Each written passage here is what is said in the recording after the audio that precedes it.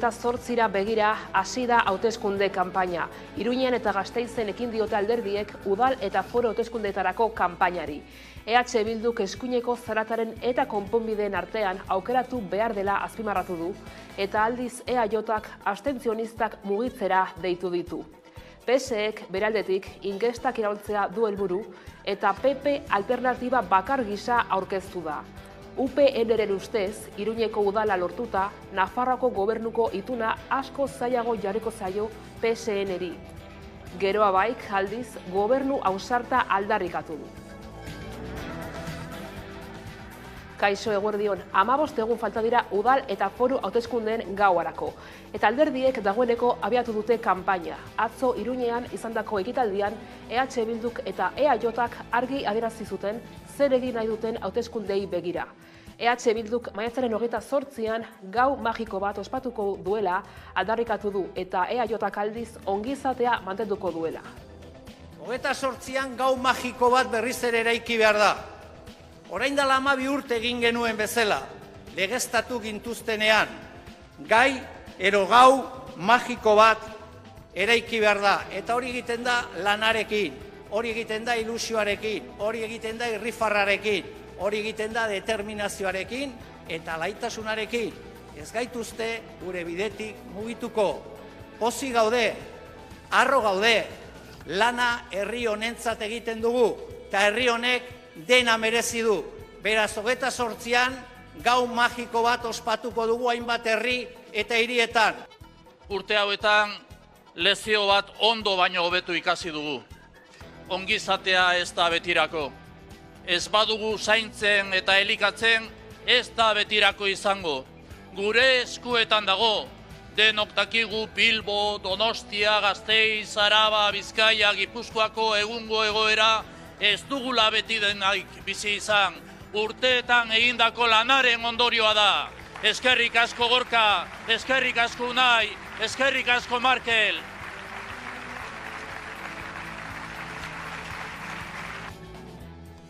Eta indarrean egoteari utzi dio Donald Trumpek ezarritako 52. titulua. Pandemia oinarri hartuta onartu zuten hura. Eta honen arabera, migratzaileak Mexiko eta Estatu Batuen arteko mugatik kanporatu ahal ziren. Orain, osasun larrialdia amaituta, indargabetuko da titulua, baina beste neurri batzuk sartuko dira indarrean. Migratzaileak legez kanpo sartuz gero, hauei 5 urtez ukatuko zaie asiloa eskatzeko eskubidea. Azken astean, 10.000 migratzaile atzeman dituzte muga baimenik gabe zeharkatu nahiean.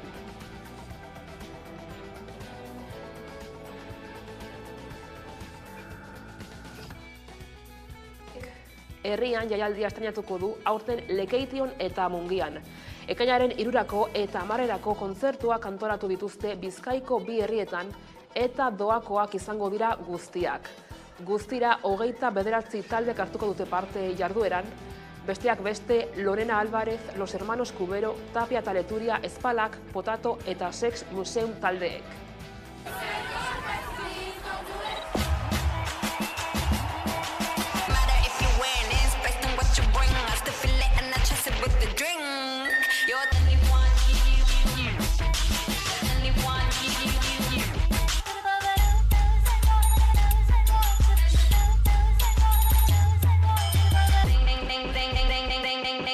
There's trillions of cash and there's hundreds that will smash. There's only one you and I'ma drink to that. Batzutan handianeko sagardoi, beste batzutan chiquilla y olvido quién soy. Y hoy me levanto flipado y me siento el mejor. Ya no pienso en el mañana, solo existe hoy.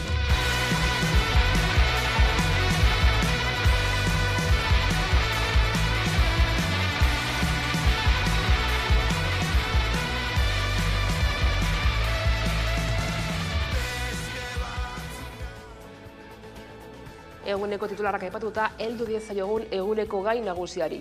Udal eta fora hauteskundeen kanpaina abiatu zuten atzo alderdiek Iruñean eta Gasteizen. Alderdi buruek ondo aldarrikatu zuten zer lortu nahi duten maiatzaren 28ari begira.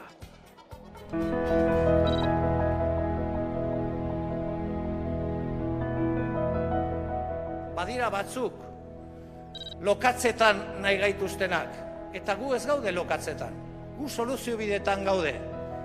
Beraz, 28an gau magiko bat ospatuko dugu hainbat herri eta hirietan.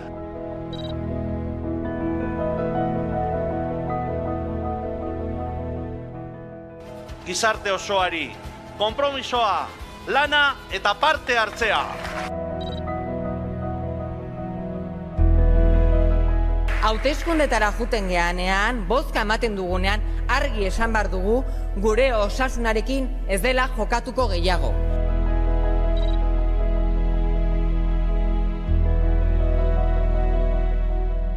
Hogeita 8 aurrera, Euskal Sozialistak geroz eta ezinbestekoak eta garrantzitsuagoak izango gara.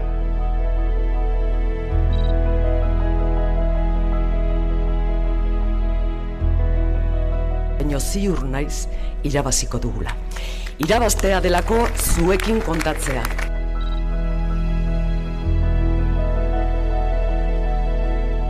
Quiero pedir el voto para el Partido Popular para derogar el sanchismo y el nacionalismo obligatorio.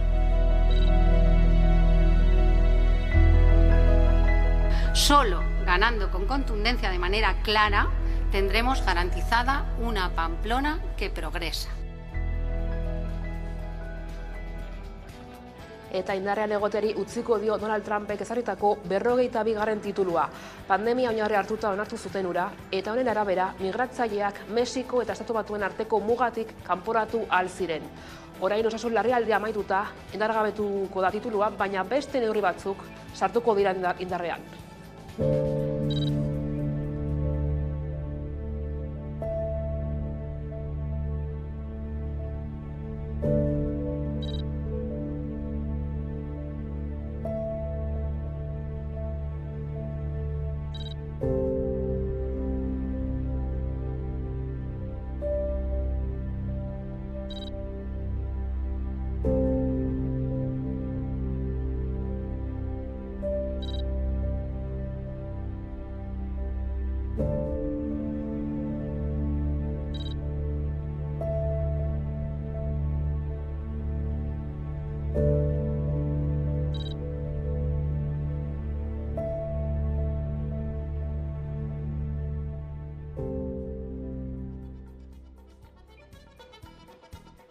Eta Bizkaiko metalgintzan hainbat greba egin zituzten udazkenean lan hitzarmena berritzeko negoziazioaren testuinguruan. Orain mobilizazio horietan parte hartzeagatik ikertu gisa deklaratu behar izan dute langile batzuk eta sindikatuek agerraldia egin dute gaur auzipetuei babesa adierazteko.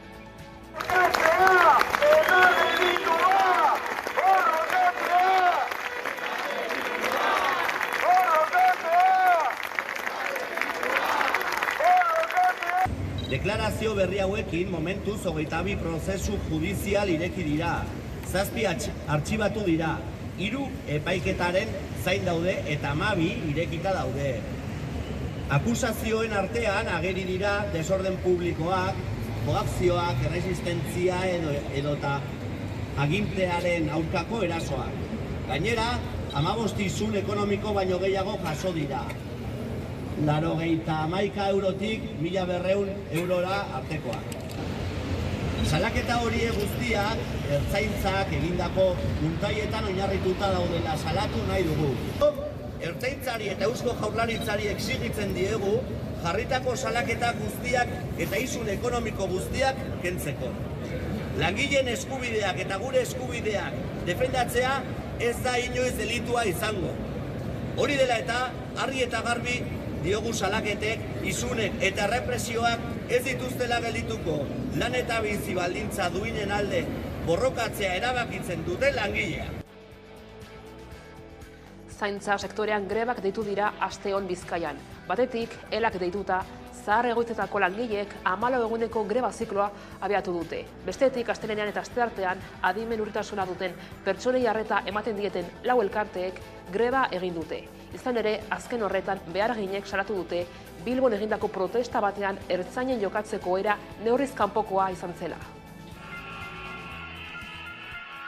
Gaude, Madriz Mercedarias, Aspace eta Gorabide enpresetako langileek astelenean eta asteartean greba egin zuten lan hitzarmenen negoziazioa desblokeatzea eskatzeko. Bada, Bilbon egindako protesta batean ertzainen jokatzeko era neurriz kanpokoa izan zela salatu dute adimen urritasuna duten pertsonei harta ematen dieten elkartetako grebalariek. Bizkaiko zaintzarloko beharginen kontra ertzaintza oldartu zen, eta poliziaren indarkeria salatu dute langileek. Izan ere, grebalariek azaldu dutenez, erasoak ugariak izan ziren, eta bultzada baten ondorioz, bi behargin hartatu behar izan zituzten ospitalean. Eta Basurtuko bihotz kirurgiaren lekualdatzeak geldirik jarraituko du. Izan ere, EAEko Justizia Auzitegi Nagusiak azaroaren 16an ezarritako kautelazko neurriei erabaki du.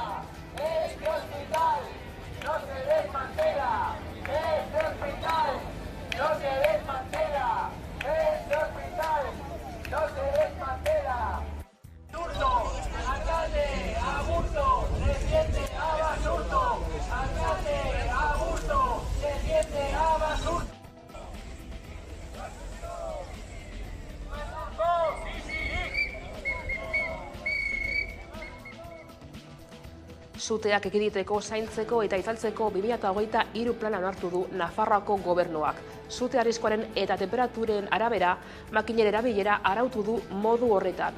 Espainiako pasaden udako dekretua Nafar lurraldera egokituz. Temperatura altuak, idortea eta suteak kezka dira agudo helduko zaigun udarixo.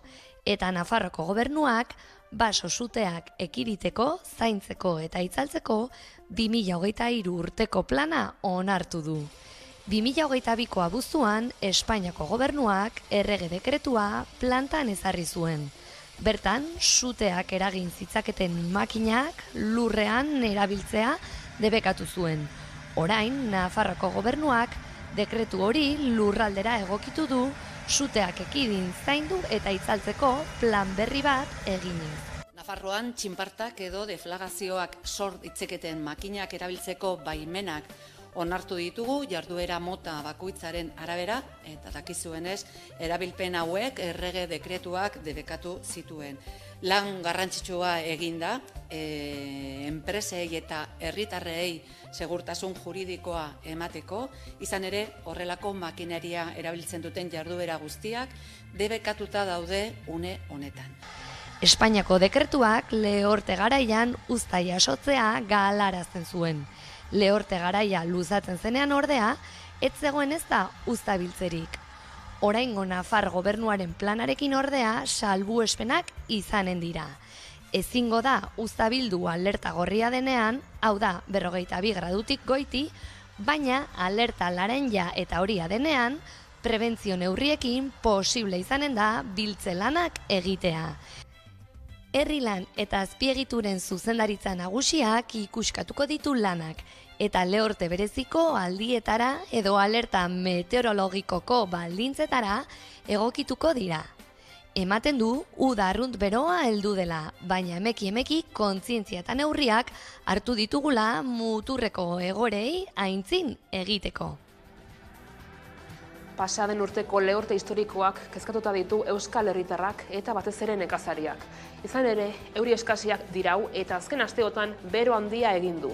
Testuinguru horretan badira neurriak hartzen hasi direnak.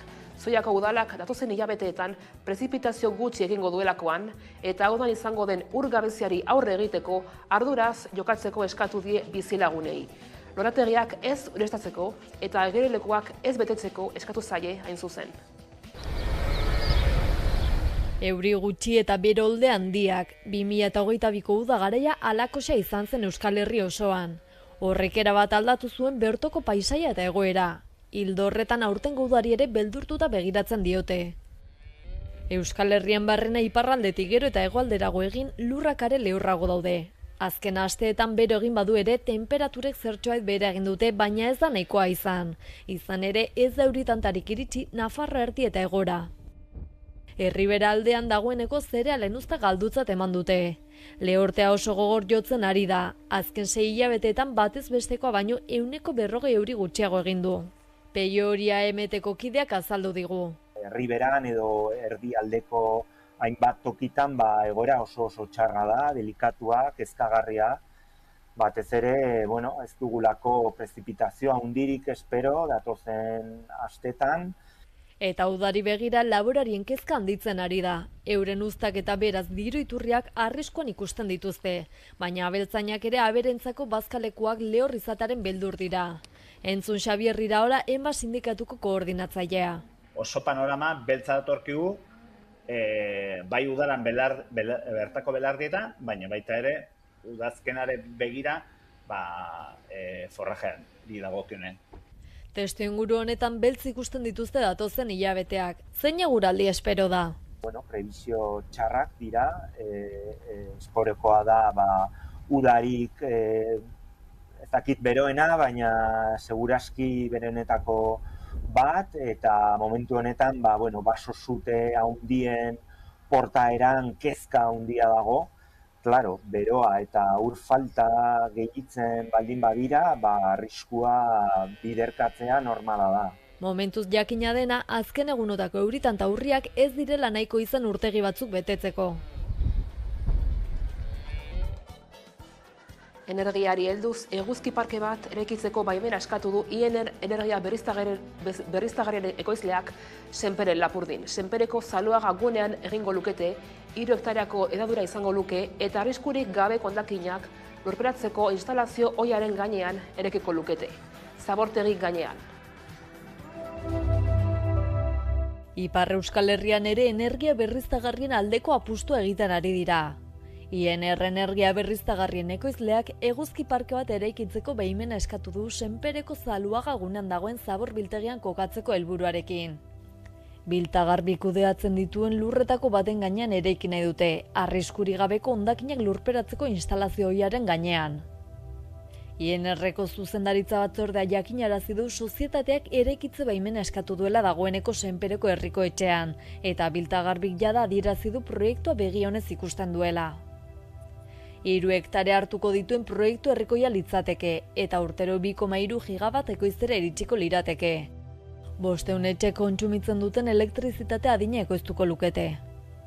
Proiektu horrekin IENERren ekoizpen ahalmena 5 aldiz biderkatuko da. Senperen joango den eguzki parke hori 2024 amaieran eraikitzen hastea espero dute. Dena denez aurrera eraman duten proiektu bakarra, urtean zehar IENERrek beste 4 eguzki parke eraikitzeko baimenak eskatuko ditu Baiona, Urruña, Maule eta Besaskanako zabor biltegietan kokatu nahi dituztenak. IENER herritarren energia ekoizten duen sozietatea da, eta enpresa herritarraren egitura fotovoltaiko guztiak erakundeetako espazioetan ezartzen ditu. Aipagarria da bestalde lur degradatuetan soilik garatzen dituela lurreko zentral fotovoltaikoak, hau da beste erabilerarik izan ezin duten lurretan, hala nola zabortegietan.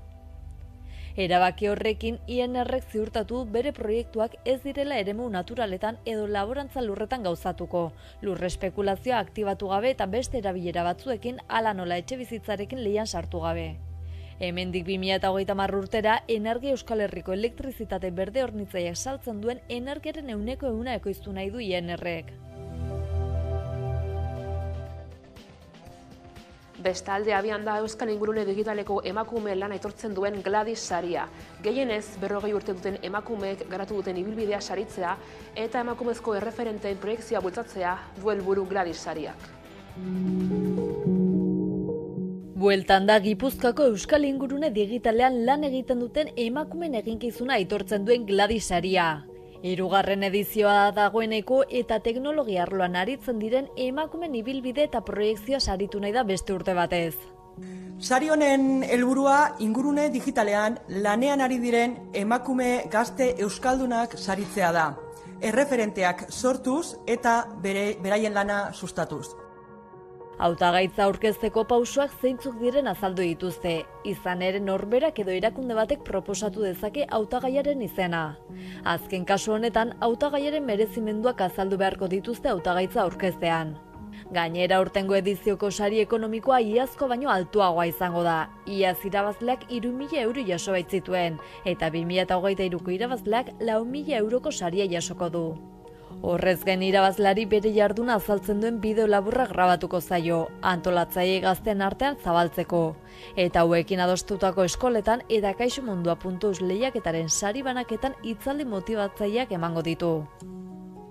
Gladisariak eremu digitalean egin dezaken ekarpena oso handia dela iritzi diote antolatzaileek. Emakume informatikariek egiten duten lana ezagutzeko aukera ematen duelako eta berritzaileak eta puntakoak diren lanak erakusten direlako. Emakumeek zientzia eta teknologiari lotutako lan eta jakintza esparruetan duten presentziari buelta eman nahi diote, berdintasunean aurrera egiteko. Gladisariaren 3. edizioko irabazle izendatzerako orduan, hainbat irizpide hartuko ditu aintzat epaimahaiak. Gehienez 40 urte beteko duten emakumei zuzenduta dago, eta hautagaien egoera pertsonalak bere ibilbide profesionalean izandako eragina izango da kontutan. Gladisarian izena emateko epea ekainaren 20 arte egongo da zabalik, gladisaria.eus webgunean.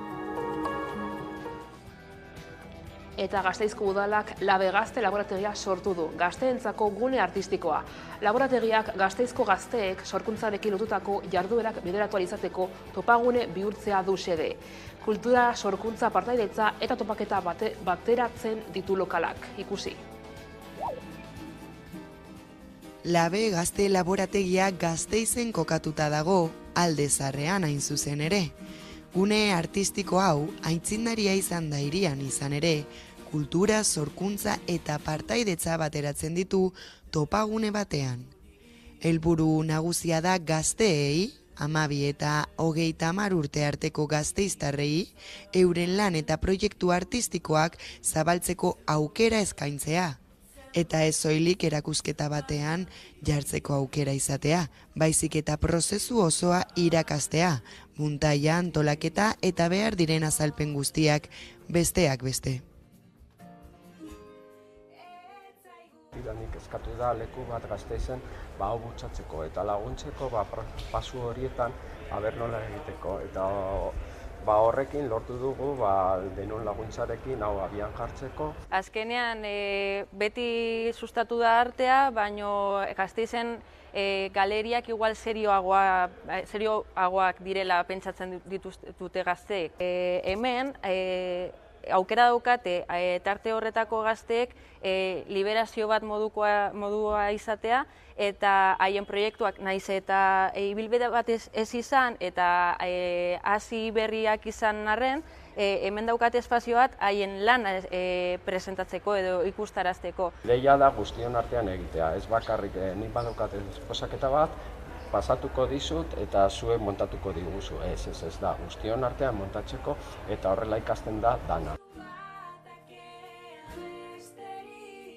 Gasteizko gazteek sorkuntzarekin lotutako jarduerak bideratzen dituzte Labe Gazte laborategian.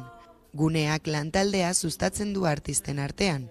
Oso ekimen berria da, baina azken hilabeteotan zenbait gazteek aukera izan dute bertan lan egiteko eta euren lanak beste artista batzuekin partekatzeko. Niretzat, onuragarriena dela gazteriari ematea aukera hori baita ere egiteko gauza impresionante bat, baizik eta bai eskaintzea aukera hori, inkluso gauza txarto egiteko, baina bertan murgiltzea, hau da, montatzea, erabakiak hartzea gure artean, edo bai, sin más, mundu horretan murgiltzea, baina bai guri eskubidea ematea. Increíble, todo el proceso ha sido increíble, conocer artistas nuevos, digamos que estar en un espacio que te permite trabajar y aprender de otras personas es como muy importante para mi trabajo. Nunca son suficientes los espacios para jóvenes y para fomentar la creatividad y todo este tipo de proyectos que en últimas lo que hacen es beneficiar a la sociedad y beneficiar el mismo entorno en el que se desarrollan.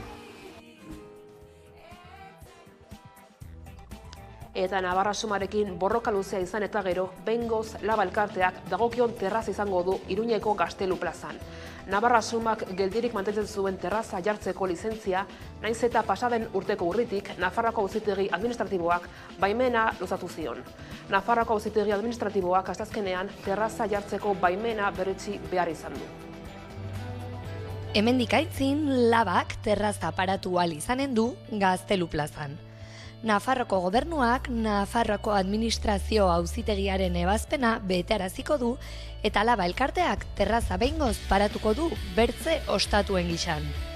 Gobernuak zuzenbidearen aurkakotzat jo du Navarra Sumaren jarrera Iruñean eta asteazkenean bertan erabaki zuen Iruñeko Gaztelu plazan dagoen Laba elkarteak bide publikoan terraza bat paratzeko baimena ematea. Justoki Labaren aintzinean Windsor Tabernaren eta La Perla hotelaren artean. Gobernuaren ebazpenak ez du terrazaren instalazioa ukatzen eta Iruñeko udalaren ebazpena balio gabetzeaz gain zuzenbidearen aurkakotzat jo du. Gogora dezagun Navarra Sumak geldirik mantentzen zuela terraza paratzeko lizentzia, naiz eta tanen ebazpenean 2022ko urriaren 10ean Kultur elkarte eskatzailea, hau da Laba elkartea, bere eskubidea zela onartzen zuen.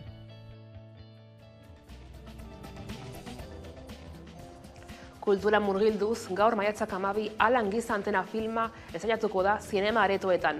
Alanek 11 urte ditu eta uda bakarti batean Giza Antena lanak egiten amaitzen du, objektu hegalari ezezagunekin obsesionatuta dagoen bizilagurarentzat. Orduan, Britney topatzen dute, neska estralutar bat. Alanek etxera itzultzen lagundu behar dio Britneyri, baina zer gertatuko da ikusi gaur zinemetan. Alan Giza Antena filma maiatzaren 12an zinema aretoetan ikusgai izango da. Alanek 11 urte ditu, eta uda bakarti batean Giza Antena lanak egiten amaitzen du, objektu hegalari ezezagunekin obsesionatuta dagoen bizilagunarentzat. Nire izena Obama da eta mendi magikotik nator. Ni Alan naiz. Aranor eta Britney topatzen dute, neska estralurtar bat. Eskolarako lan bat egiten ari da giza arraza primitiboari buruz. Hain justu film honetan ikusiko dugu gizakiaren eta estralurtarraren arteko harremana. Bere ontzia ondatu eginda eta gizon batek lapurtu du, ezin du itzuli. Alanek etxera itzultzen lagundu behar dio Britneyri, baina bitartean giza espezia ulertzen saiatzen da neska.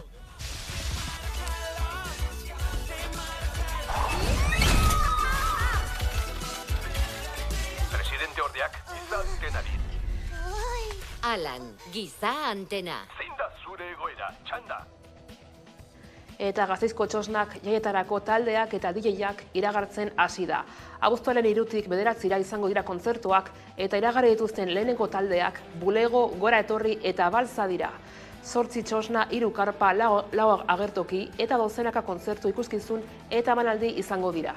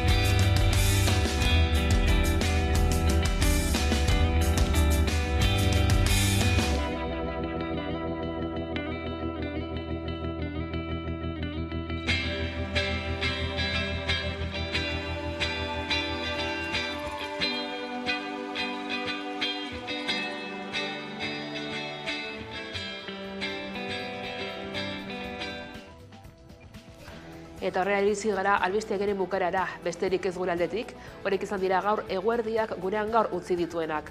Gogoratu guztiak eta gehiago nahi duzuen aldiro 11.eus atarian daudela eskuragarri asteburuan.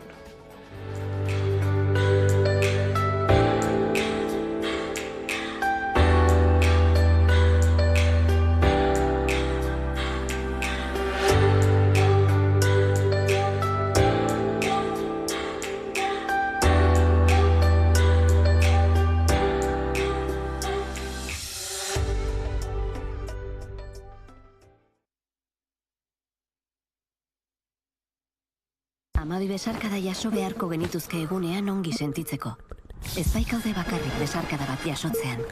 Besarkada horren indarrak gure gorputza zeharkatzen du moldeatuz, bizigarriagoa eginez. Eta horrela babesturik gaude zaintzen gaituztenean. Ongi bizitzeko herria posiblea da. Eskutik helduta gehiago eta hobeto egingo dugu. Gertarazten ditugun ekintzek bizitza eralda dezaketelako.